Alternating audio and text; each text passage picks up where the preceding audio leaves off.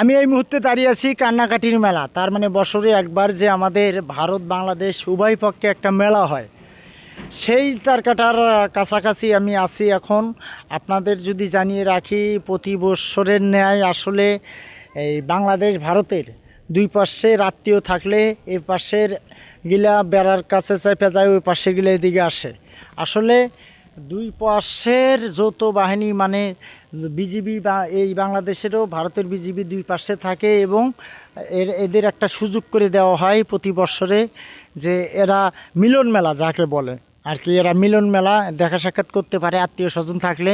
এখানে যদি আপনাদের দেখাই, এই যে দেখেন ওই যে ভারতের কৃষকেরা পানি দিচ্ছে, ওই যে একটু জুম করে দেখাও তো, ওই যে ওখানে ভারতের ছেলেপেলেরা মাছ মারতেছে, ওই যে ওখানে দেখা যায়।